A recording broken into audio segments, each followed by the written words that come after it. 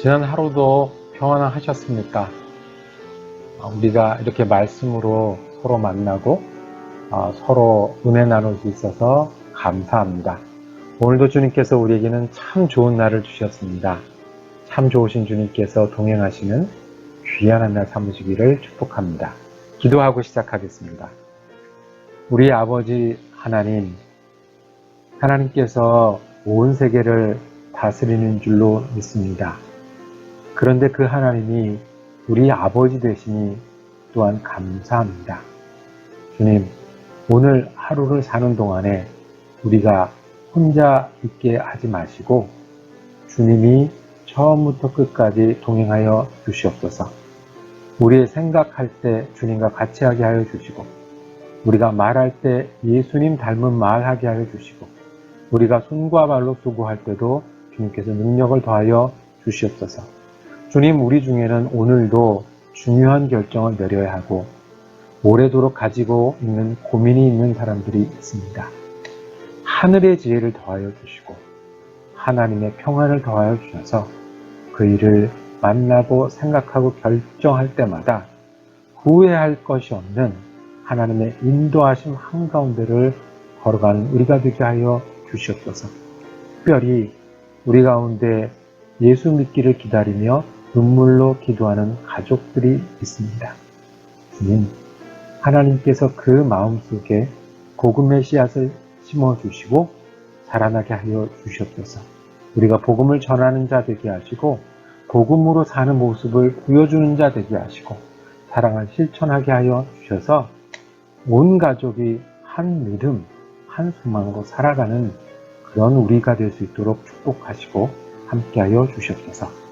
감사드리오며 우리 주 예수 그리스도 이름으로 기도드립니다. 아멘.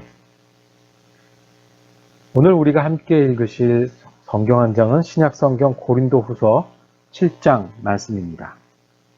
10절에서 11절을 받들어 읽겠습니다. 하나님의 뜻대로 하는 근심은 후회할 것이 없는 구원에 이르게 하는 회개를 이루는 것이요, 세상 근심은 사망을 이루는 것이니라. 보라, 하나님의 뜻대로 하게 된 이 근심이 너희로 얼마나 간절하게 하며 얼마나 변증하게 하며 얼마나 분하게 하며 얼마나 두렵게 하며 얼마나 사모하게 하며 얼마나 열심 있게 하며 얼마나 벌하게 하였는가. 너희가 그 일에 대하여 일체 너희 자신을 깨끗함을 나타내었느니라. 아멘. 고린도후서 7장 말씀을 묵상하실 때 오늘 말씀의 제목은 근심도 하나님의 뜻대로. 근심도 하나님의 뜻대로. 근심도 하나님의 뜻대로 어떻게 할 수 있을까요? 네. 근심하게 했다라고 얘기를 합니다. 근심하게 했다는 게 뭐냐면 바울이 야단을 쳤잖아요. 그 고린도 전서에 보시면 너희가 왜 이렇게 분열하느냐, 사랑이 없느냐, 인사 가지고 이렇게 다투면 되겠느냐 라고 야단을 많이 치는 장면들이 나오지 않습니까? 그러니까 그런 걸 근심했다라고 표현한 겁니다. 이 어려운 단어가 아닙니다. 막 근심은 정말로 깊은 걱정을 말합니다. 어려움을 겪게 했다. 고생했다 합니다. 이 경상도 말로 하면 욕받다 합니다. 근데 이 근심이 무엇을 만들었냐 하면 근심이라는 기간을 거쳐서 열매가 생기는데 그 열매가 회개함이라고 이야기를 합니다. 그래서 10절에 보면 하나님의 뜻대로 하는 근심은 후회할 것이 없는 구원에 이르게 하는 회개를 이루는 것이요. 회개. 그러니까 근심을 하는 과정은 힘들고 어려운 과정이지만 그래서 어떤 열매가 맺혔냐면 이게 근심이 후회할 게 없어질 정도가 되는 겁니다. 회개가 됐어요. 회개할 때 여러분들과 제가 제일 먼저 생각하는 것은 방향이 바뀌는 것을 말하는 거예요. 회개는 죄를 가지고 있다가 하나님 쪽으로 돌아서는 거예요. 죄를 향하여 가다가 하나님께로 가는 길로 들어서는 것을 회개라고 말해요. 그러니까 돌이키고 마음을 새롭게 하고 방향을 바꾸는 일들이 근심을 통해서 이루어졌다라고 얘기를 합니다. 그래서 하나님 뜻대로 하는 근심은 되기를 이뤄요. 세상 근심은 고통이잖아요. 고통하면 고통에 쌓여서 어떻게 돼요? 죽는 것밖에 더 있냐면 근심 지나고 또 근심, 근심 지나고 또 근심. 이제 그러다가 이제 생각이 끝나는 거죠. 그러니 세상 근심은 사망으로 이르고 하나님의 근심은 하나님께로 우리의 마음과 삶을 돌이키는 계기로 된다. 멋있지 않습니까? 하나님의 뜻대로 근심을 하면 변화의 회개의 열매가 맺힌다는 겁니다. 어떻게 해요? 11절엔 좀 더 멋있고 자세하게 설명을 합니다. 보라, 하나님의 뜻대로 하게 된 근심이 됐습니다. 하나님의 뜻대로 하는 근심이 어떤 근심이에요? 근심은 어려운 거잖아요. 근심은 내가 뭐 잘못한 결과인 거잖아요. 근심은 세상이 나빠서 생기는 짐을 지는 어려움인 거잖아요. 그런데 이 근심을 하나님의 뜻대로 어떻게 하죠? 어떻게 하나님의 뜻대로 근심하죠? 어려움이 있지만, 그래서 걱정하고 힘들어하지만 거기서 하나님을 찾는 거예요. 거기서 하나님의 인도하심을 구하는 거예요. 그리고 하나님이 가르쳐 주신 일을 순종하는 거예요. 어려움이 있지만 하나님을 찾고 인도하심을 구하고 발견하는 대로 순종하는 게 하나님이 뜻대로 하는 근심인 거예요. 그러면 우리가 달라지고 새로워진다는 거예요. 고생으로 끝나는 게 아니라 고생이 열매를, 변화의 열매를, 회개의 열매를, 구원의 열매를 우리 가운데 맺게 한다는 거예요. 11절은 좀 더 자세하게 설명합니다. 이 근심이 너희로 얼마나 간절하게 하며, 근심이 없었으면 간절함이 없었을 거예요. 그런데 근심을 통해서 우리가 진지하게 하나님을 찾았다라는 거예요. 하나님 믿게 된 사람 중에요, 아파서 예수 믿게 된 사람이 얼마나 많습니까?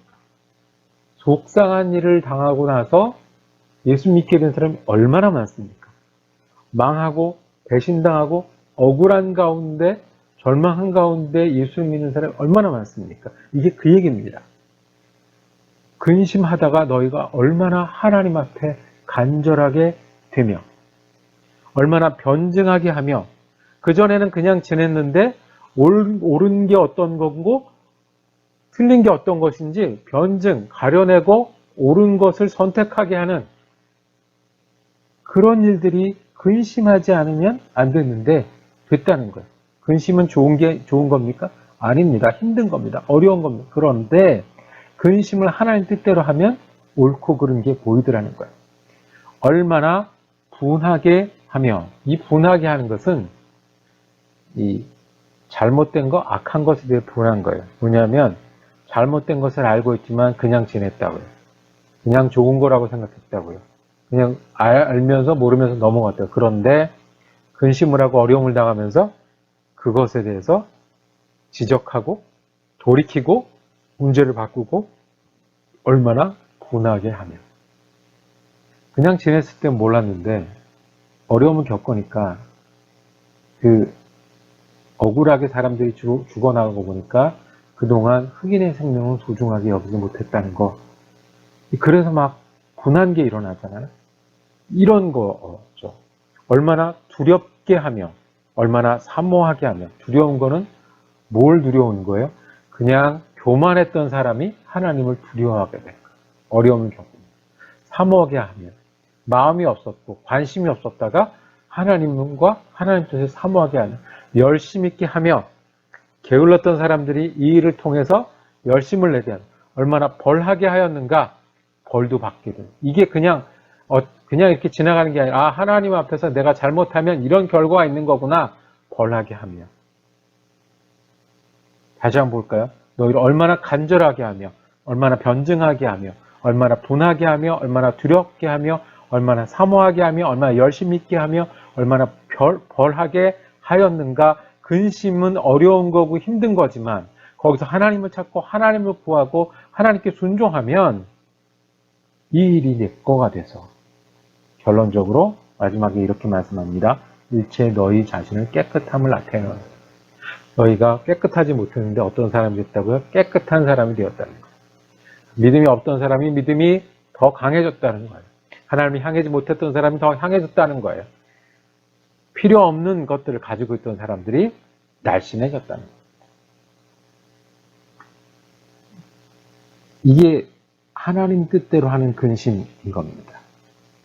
우리가 요새 근심 가운데 지냅니다. 코비드-19 때문에 여러 가지 어려움을 겪고 이것에 대해서 걱정도 하고 근심도 하고 참 심각해 합니다.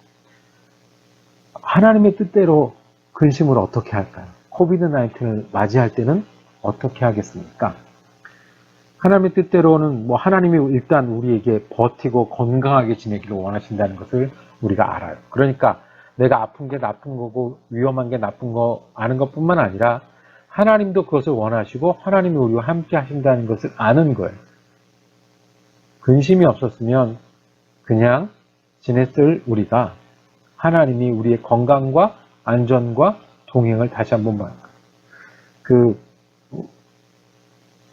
지난주에 오랜만에 어떤 집사님 만나서 깊이 있는 속마음들을 얘기를 한 기회가 있었어요. 예배 때 찬송하는 게 얼마나 그리운지 모르겠다는 거예요. 손 붙잡고 아멘 아멘 하면서 기도하는 것이 얼마나 귀한지 모르겠다는 거예요. 교회 가면 끝나고 음식을 나눠 먹는 것. 그러니까 음식을 해주던 분들이나 얻어먹던 분들이나 그게 얼마나 귀한지 모르겠다는 거예요. 우리가 이게 귀한 줄 몰랐는데 근심하고 걱정하고 어려움을 하고 나니 이게 얼마나 귀하고 이것 속에 함께 계셨던 하나님, 이것 속에 역사하신 성령님을 우리가 아는 거예요. 하나님의 평안, 인내, 감사를 코비드-19를 겪으면서 우리가 좀 깊이 느낍니다. 우리가 얼마나 교만했고 귀중한 걸 몰랐고 감사할 줄 몰랐고 잘못하고도 그냥 지나갔는데 그래서 우리가 그 이야기 결론이 아마 이 코비드-19이 끝나면 정말 알곡 같은 그리스도인들이 남아있을 것이다 라고 했어요. 고생 우리가 하잖아요. 근데 고생만 하다 끝나면 너무 억울하고 아깝잖아요. 고생도 누구 뜻대로? 하나님 뜻대로. 그래서 교만이 겸손으로 딱딱한 마음이 하나님을 향한 믿음으로 그리고 그저 대강 지내고 게을르게 지냈던 우리가 예수님 붙잡고 충성하는 사람이 되는 게 하나님 뜻대로 사는 겁니다. 고린도 교회도 어려움을 만났어요. 그래서 근심했는데 하나님 뜻대로 잘해서 어떻게 됐다고요? 변화와 회개와 구원의 열매를 맞았습니다. 우리도 근심하죠. 걱정하죠. 어려움을 맞죠. 우리도 그 가운데 하나님을 찾고 하나님을 구하고 따라서 우리가 더 회개하고 더 감사하고 기뻐할 수 있는 사람들이 되기를 축복합니다. 기도하겠습니다. 주님, 우리가 코비드-19의 어려움을 겪습니다. 우리 개인적으로도 여전히 우리에게 어려움이 있고 가족이나 일터에서나 근심할 일이 계속 있습니다. 그런데 그 가운데서도 우리가 하나님을 찾기를 원하고 하나님의 인도하심을 따라가길 원하고 하나님께 순종하기를 원합니다. 그래서 우리가 하나님의 사람으로 변화받고 하나님 정말 알곡 같은 그리스도인으로 거듭나는 우리가 되게 하여 주옵소서. 예수 그리스도 이름으로 기도드립니다. 아멘. 참 감사합니다. 귀한 말씀을 함께 나눌 수 있어서 감사합니다. 오늘 하나님 뜻대로 승리하시고 저는 내일 고린도후서 8장 말씀으로 영상으로 찾아뵙도록 하겠습니다.